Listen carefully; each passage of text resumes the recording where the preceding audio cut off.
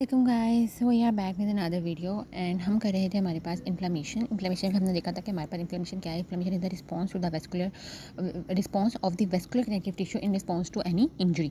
फिर हमने उसमें देखा था कि हमारे पास जो है ना वो उसको हमने 5 हमारे पास जो है ना वो कार्डिनल साइंस होते हैं, ठीक है, हमारे पास इन्फ्लेमेशन के, जिसमें हमारे पास रूबर कैलर, हमारे पास ट्यूमर, लॉस ऑफ फंक्शन, ठीक है, और हमारे पास जो है वो डॉलर था, ठीक है। फिर हम कहते हैं हमारे पास जो है ना वो हमने डिवाइड किया था उनको इन्फ्लेमेशन को बेस्ड ऑन द हमारे पास टाइप ऑफ फ्लूइड में, ठीक है, टाइप ऑफ फ्लूइड के बेस में उसको हमने 4 में हमने डिवाइड किया हुआ था। सीरस, फाइब्रिनस, ठीक है, सीरस था हमारे पास, फाइब्रिनस था, प्रूलेंट था और कैटलेट था, ठीक है। फिर हमारे पास जो है ना वो उसको हमने डिवाइड किया था on the basis of the duration. उसको हमने दो के अंदर डिवाइड किया हुआ था, one is acute and second is the chronic. इसमें हम ऑनसेट देख रहे थे कि ऑनसेट जिसका इमीडिएट होता है उसको एक्यूट कहेंगे या उसकी ड्यूरेशन हमने देखनी थी। फिर हमने देखा था कि हमारे पास कॉजेज क्या इन्फ्लेमेशन के, जिसमें हमने देखा था कि इन्फेक्शन है, टिश्यू नेक्रोसिस है, फॉरेन बॉडी इम्यून रिएक्शन। फिर हमने इन्फ्लेमेशन के स्टेप देखे थे जिसमें हमने रिकग्निशन वगैरह किया था। अब हमने जो फर्स्ट हमारे पास जो आज स्टेप है रिकग्निशन, ये किस तरीके से हमारे पास जो मैक्रोफेजेस या न्यूट्रोफिल्स हैं वो रिकग्नाइज कैसे करेंगे, क्योंकि हम कहते हैं हमारे पास जो न्यूट्रोफिल्स हो गए, मैक्रोफेजेस, ये ही हमारे पास मेन है जो कि हमारे पास इन्फ्लेमेशन के अंदर काम करने वाले। तो ये हम कहते हैं हमारे पास दो तरह के होते हैं, एक हमारे पास होते हैं रेजिडेंट और एक हमारे पास होते हैं वॉन्डरिंग, ठीक है, या वॉन्डरिंग कह लेगा, ठीक है। हम कह सकते हैं रेजिडेंट हमारे पास मतलब वो हैं जो हमारे पास टिश्यू के अंदर है, और वॉन्डरिंग हम ये कह रहे थे कि ब्लड में प्रेजेंट है, ठीक है। तो हमारे पास जो ऑलरेडी टिश्यू में प्रेजेंट होते हैं ना हमारे पास, उस हर टिश्यू में प्रेजेंट है, तो जो टिश्यू में हमारे पास इंजरी हुई है उसमें जो ऑलरेडी रेजिडेंट हमारे पास न्यूट्रोफिल या मैक्रोफेजेस होंगे वो हमारे पास रिकग्नाइज करेंगे कि क्या चीज़ है, और उसके बाद वो हमारे पास सिग्नल भेजेंगे। तो हाउ डू दे रिकग्नाइज, हम कहते हैं हमारे पास सेल्स जो होते हैं ना उनके पास हमारे पास रिसेप्टर होते हैं, उसकी प्लाज्मा मेम्ब्रेन में सेल के एंडोसोम्स के अंदर और हमारे पास साइटोसोल के अंदर, ठीक है। इनमें हमारे पास उसके पास सेल के पास रिसेप्टर्स होते हैं जिनको हम कहते हैं हमारे पास टूल लाइक रिसेप्टर्स, ठीक है, TLR भी हम इसको कहते हैं, टूल लाइक रिसेप्टर्स, ठीक है।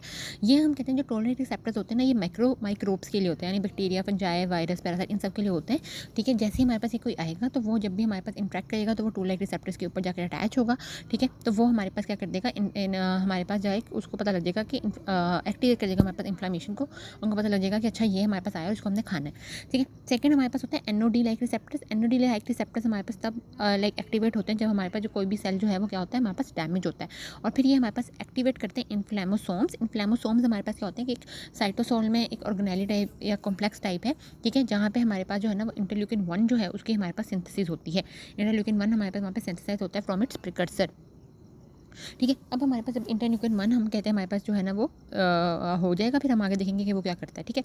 हम कहते हैं इसके अलावा हम कहते हैं हमारे पास जो ल्यूकोसाइड्स होते हैं उनके पास अब रिसेप्टर्स भी होते हैं हमारे पास फॉर द FC पोर्शन। अगर हम बात करें हमारे पास एंटीबॉडीज़ की, तो एंटीबॉडीज ऐसे वाई शेप होती हैं, 2 हैवी चेन होंगी, लाइट चेन्स होंगी। एक मिनट, थोड़ा सा स्ट्रक्चर गलत बन गया है, इसको मैं ठीक करती हूँ, ये इस तरीके से, ठीक है। ये हैवी चेन्स होंगे, 2 पर हमारे पास लाइट चेन्स होती हैं, ठीक है। तो इसका जो FC पोर्शन होता है ना एंटीबॉडीज़ का, ठीक है, उसका हमारे पास जो है ना वो ल्यूकोसाइड जो होते हैं यानी WBCs हैं, उनके पास हमारे पास इसका जो है ना वो रिसेप्टर प्रेजेंट है। तो एंटीजन हमारे पास यहाँ पे आके बाइंड हुआ है तो वहाँ पे भी इसके साथ इसका सारे रिसेप्टर्स हमारे पास लगा होगा, उससे भी हम जो है वो रिकग्निशन कर सकते हैं, ठीक है। इसके अलावा हम कहते हैं हमारे पास जो है वो लास्ट हमारे पास जो है ना वो सर्कुलेटरी प्रोटीन होता है जिसके पास हमारे पास मैनोस बाइंडिंग लैक्टिन कहते हैं उसको, ठीक है। वो हमारे पास क्या करता है, हमारे पास जो माइक्रोबियल होता है, माइक्रोब्स होते हैं यानी बैक्टीरिया वगैरह होते हैं, उनके पास शुगर्स होती हैं, तो वो उसको हमारे पास क्या करता है, उसको हमारे पास रिकग्नाइज कर रहा होता है, ठीक हो गया। ये हम कहते हैं हमारे पास इस तरीके से हमने जो है ना वो रिकग्नाइजेशन जो है वो हमारे पास उसमें करनी होती है, ठीक है। अब हम कहते हैं अच्छा, ठीक है। अब हमने कहा था कि हमारे पास, हमने पहले बात की थी कि हमारे पास इन्फ्लेमेशन जो है वो हमारे पास क्या है, एक हमारे पास है एक्यूट और एक हमारे पास है क्रॉनिक। फिर हमने कहा था कि हमारे पास एक्यूट इन्फ्लेमेशन के भी हमारे पास जो है ना वो 2 इवेंट्स होते हैं, ठीक है। अब हमारे पास इवेंट्स हमने रिकग्नाइज वगैरह वो सब कुछ तो ठीक है हमने कर लिया, उसके बाद हमारे पास क्या है, ठीक है, उसमें हमने 2 इवेंट्स हमारे पास, एक वास्कुलर इवेंट है और एक हमारे पास होता है सेलुलर इवेंट। तो सबसे पहले हमने वास्कुलर इवेंट करना है। वास्कुलर इवेंट हमारे पास पता है हमें वेसल्स में होगा। अच्छा, वेसल्स में हम चाहते हैं हमारे पास सबसे पहला जो स्टेप होता है हमें आता है वेसो कंस्ट्रिक्शन होती है। ये हम कहते हैं हमारे पास रिफ्लेक्स होता है क्योंकि हमारे पास इंजरी हुई है तो वेसल कंस्ट्रिक्ट करती हैं, लेकिन ये इतना बहुत ही ट्रांजिएंट होता है, बहुत ही शॉर्ट टाइम के लिए होता है, वो फ़ौरन से हमारे पास फॉलो होता है बाय द वेजोडाइलेशन हमारे पास, ठीक है। वेजोडाइलेशन में हमारे पास ये होता है कि जो वेसल्स हैं वो डायलेट कर देंगे, ज़्यादा से ज़्यादा हमारे पास जो ब्लड है वो फ्लो करेगा, ठीक है। इस वजह से ही हमारे पास रेडनेस और टेम्परेचर भी हमारे पास इंक्रीज़ हो रहा होता है। जब हम कहते हैं हमारे पास कौन से ऐसे मीडिएटर्स होते हैं इन्फ्लेमेशन के जो कि हमारे पास ये कॉज करवाते हैं कि वो ब्लड फ्लो को इंक्रीज़ करवाते हैं, तो वो हम कहते हैं हमारे पास हिस्टामिन होता है, सेरोटोनिन होता है, प्रोस्टाग्लैंडिन E होता है और हमारे पास नाइट्रिक ऑक्साइड होता है। ये जो मीडिएटर्स होते हैं हमारे पास इन्फ्लेमेशन के, हम कहते हैं ये हमारे पास जैसे जो ब्लड वेसल्स है तो उसके अंदर हमें बताया कि ये है, तो ये हमारे पास इसके एंडोथेलियल सेल्स होंगे, ठीक है। तो हम कहते हैं हमारे पास जो एंडोथेलियल सेल है ये हमारे पास बिल्कुल डैमेज है। यहाँ हम कहते हैं हमारे पास डेंड्राइटिक सेल है, मैक्रोफेजेस हैं, जो कि हमारे पास हमने कहा था कि हमारे पास और क्या उसका नाम है, रेजिडेंट, हाँ रेजिडेंट मैक्रोफेजेस वगैरह होते हैं। जब इनको पता लगे कि हमारे पास मैक्रो वगैरह आ गया, तो ये हम कहते हैं हमारे पास डिफरेंट जो है मीडिएटर्स जो है, इनको मीडिएटर ऑफ इन्फ्लेमेशन भी कहते हैं। ये हमारे पास डिफरेंट जो है ना वो रिलीज़ कर रहे होते हैं, और फिर वो हमारे पास जो है ना वो डिफरेंट जो भी स्टेप्स हैं वो कॉज करवा रहे होंगे, ठीक है। ये लास्ट में हम मीडिएटर्स भी पढ़ेंगे कि हमारे पास कौन कौन से मीडिएटर हैं, कहाँ से रिलीज़ हो रहे हैं और ये हमारे पास क्या कॉज करवा रहे होते हैं। लेकिन अभी हमें पता लगा कि जैसे हिस्टामिन हो गया, सेरोटोनिन हो गया, तो ये हमारे पास रिलीज़ हो रहे होते हैं, ये हमारे पास वेसोडाइलेशन करवाएंगे, ठीक है। अब इन्होंने हमारे पास वेसोडाइलेशन करवा दी, लेकिन वेसोडाइलेशन से ब्लड फ्लो तो इंक्रीज़ हो गया, लेकिन हमारे पास वेस्कुलर परमेबिलिटी हमारे पास इंक्रीज़ अगर हम जब तक नहीं करेंगे तब तक हमारे पास क्या होगा कि हमारे पास जो सेल्स हैं वो हमारे पास बाहर नहीं आ पाएंगे, ठीक है। क्योंकि हमारा यही मकसद है कि जो भी न्यूट्रोफिल या WBC हमारे पास यहाँ पे घूम रहे हैं उनको हम बाहर लाएं, ताकि वो जो यहाँ पे जो माइक्रोब यहाँ पे जो ईवल बैठा हुआ है ना, ईवल करके, ठीक है, तो इसको हम हमारे पास जो है ना वो ये खा जाए, ठीक है। तो हमारे पास अब हमने क्या करना है, हमने जो है वो जो हमारे पास एंडोथेलियल सेल है इनकी हमने यहाँ पे हमने परमेबिलिटी इंक्रीज़ करनी है, तो इसलिए हमारे पास यहाँ पे गैप जो है वो हमारे पास हो जाएगा, ठीक है। अब हमारे पास जो है ना वो गैप हम कहते हैं हमारे पास दो तरीक़ों से हमारे पास बन सकता है। या तो हमारे पास एंडोथेलियल सेल की जो है ना वो रिट्रैक्शन होगी, या हमारे पास जो है वो, ठीक है, इसके हम देखते हैं, एक मिनट, ठीक है। हमने कहा था अब हमने क्या करना है, इंक्रीज़ करना है परमेबिलिटी को। तो एंडोथेलियल सेल उनकी या तो रिट्रैक्शन होनी है या हमारे पास कॉन्ट्रैक्शन होनी है। अब रिट्रैक्शन में क्या होनी है कि ये बिल्कुल देखो, ये हमारे पास यहाँ पे क्या है, ये एक सेल है और ये दूसरा सेल है, ठीक है। इसको हम यहाँ पे बना लेती हूँ मैं, एक सेल है और ये दूसरा सेल, ये पहले ज्वाइन थे ऐसे, ठीक है। अब हमारे पास रिट्रैक्शन में क्या होना है कि ये जो हमारे पास एक सेल होगा ना, वो ये यहाँ का यहीं पड़ा हुआ है, जो दूसरा सेल है ना वो लाइक एक तरफ से थोड़ा सा पीछे को हो जाएगा, यहाँ से शॉर्ट हो जाएगा, ठीक है, जिसकी वजह से यहाँ पे हमारे पास जो है ना वो गैप बन जाएगा और यहाँ से हमारे पास जो है वो चीज़ें या सेल्स हैं वो बाहर निकलने लग जाएंगे। क्योंकि हमारे पास कॉन्ट्रैक्शन में क्या होगा कि हमारे पास ये हैं और ये हमारे पास जो है ना वो सेल है, ठीक है।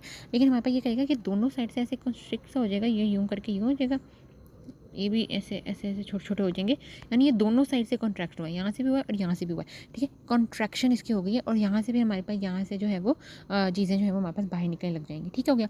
तो इमीडिएट हम कहते हैं हमारे पास जो ट्रांजिएंट रिस्पॉन्स होता है उसमें हमारे पास कॉन्ट्रैक्शन होती है। रिट्रैक्शन हम कहते हैं हमारे पास एक डिलेड रिस्पॉन्स में जो है वो हमारे पास हो रही होती है, क्योंकि इनके मीडिएटर्स हमारे पास डिफरेंट हो रहे होते हैं इस वजह से।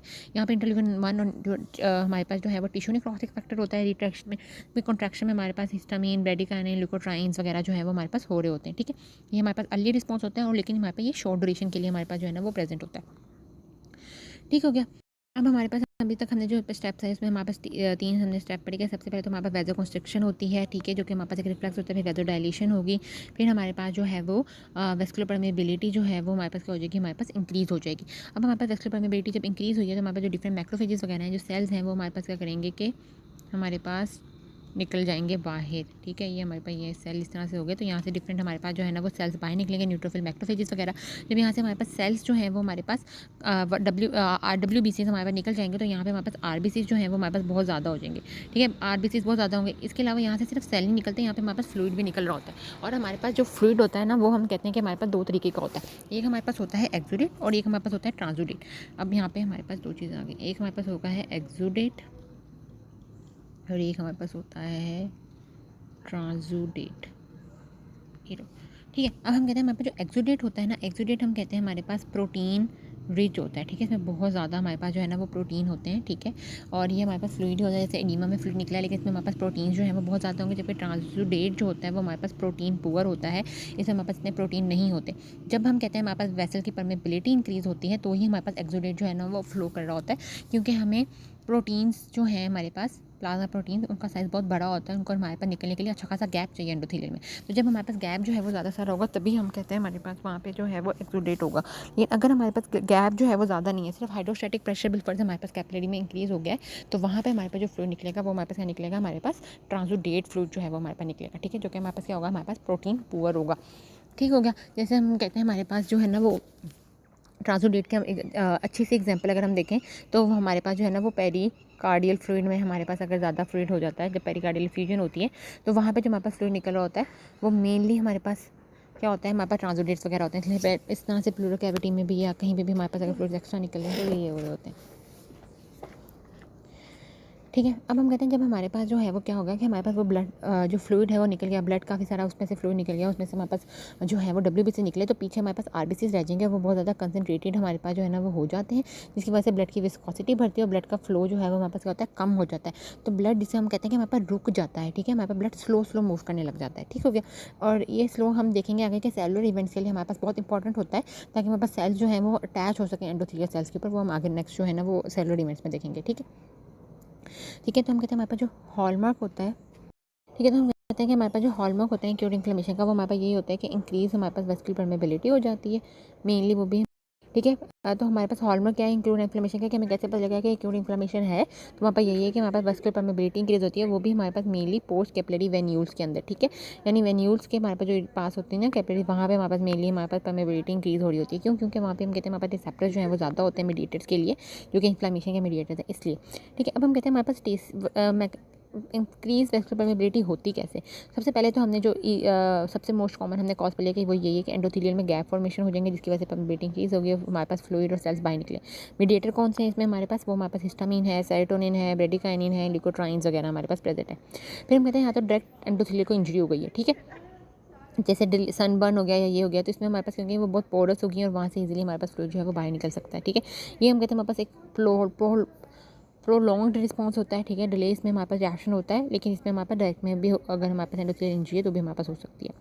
थर्ड हमारे पास है ल्यूकोसाइड मीडिएटेड इंजरी, ठीक है, इसमें हमारे पास क्या हो जाएगा, क्या है हमारे पास जो है ना वो जो ल्यूकोसाइड्स होते हैं, डब्ल्यूपीसीज होते हैं, इनके पास हमारे पास होते हैं डिफरेंट एंजाइम्स, लाइसोजाइम्स एंजाइम्स वगैरह होते हैं। तो ये हमारे पास जब होते हैं कि हमारे पास बहुत ज़्यादा हमारे पास ऐसा कोई हार्ड सब्सटेंस आ गया है जो हमारे पास इन्होंने फेगोसाइड कर भी लिया, लेकिन फिर भी कुछ नहीं हो पा रहा, तो ये जो एंजाइम्स है ना वो ऐसे इन्वायरमेंट में रिलीज़ कर देते हैं। तो वो एंजाइम्स हम कहते हैं हमारे पास एंडोथेलियल सेल के ऊपर जा सकते हैं, वहाँ पे इंजरी कॉज करवा सकते हैं, जिसकी वजह से भी हमारे पास जो है वो उसकी परमेबिलिटी इंक्रीज़ हो जाएगी। मेनली हम कहते हैं pulmonary and glomerular cell injuries के अंदर हमें ये नज़र आता है।